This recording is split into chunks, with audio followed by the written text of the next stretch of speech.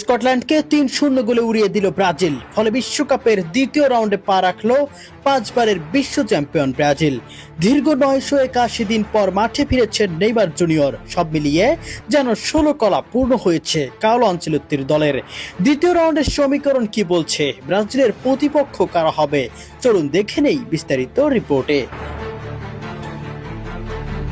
Group পর্বের গুরুত্বপূর্ণ ম্যাচে স্কটল্যান্ডের বিপক্ষে আজ মাঠে নেমেছিল ব্রাজিল। শুরুতেই নিজেদের ভুলে ব্রাজিলের কাছে গোল হজম করে স্কটল্যান্ড।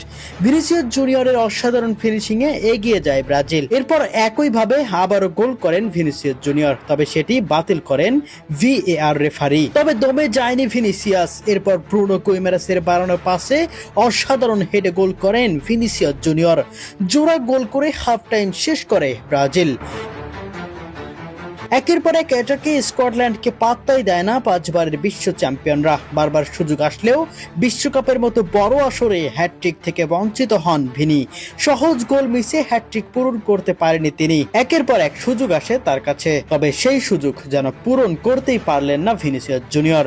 এরপর ম্যাথিউস কুনহার অসাধারণ গোলে 3-0 ব্যবধানে এগিয়ে যায় ব্রাজিল। তারপরেই আসে সেই কাঙ্ক্ষিত সময়। মাঠে নামেন ব্রাজিলের পোস্টার বয় নেইমার জুনিয়র। এই সেই সময়, এই সেই মুহূর্ত, যেই মুহূর্তের জন্য লক্ষ কোটি ফুটবল ভক্ত অপেক্ষা করছিল। আর মাঠে ফিরেই দারুণ পারফরমেন্সও করেন নেইমার জুনিয়র। মাত্র 14 মিনিট খেলেই 3টি চান্স তৈরি করেন নেইমার। পুরো ম্যাচ খেলে যেখানে 3টি ও 4টি করে চান্স তৈরি করতে পেরেছে ব্রুনো গুইমারেস ও লুকাস পাকেতা, সেখানে নেইমার মাত্র 14 মিনিটেই তৈরি করেন 3টি অসাধারণ গোলের সুযোগ। আর এতেই কার্লো আনচেলত্তির একেবারে 16 কলা যেন পূর্ণই হলো। শেষ পর্যন্ত দ্বিতীয় রাউন্ড অর্থাৎ রাউন্ড অফ 32-এ পা রাখলো ব্রাজিল। দ্বিতীয় রাউন্ডে ব্রাজিলের প্রতিপক্ষ হবে গ্রুপ F এর 2 নম্বরে থাকা দল, যেখানে সবচেয়ে বেশি সম্ভাবনা রয়েছে জাপানের।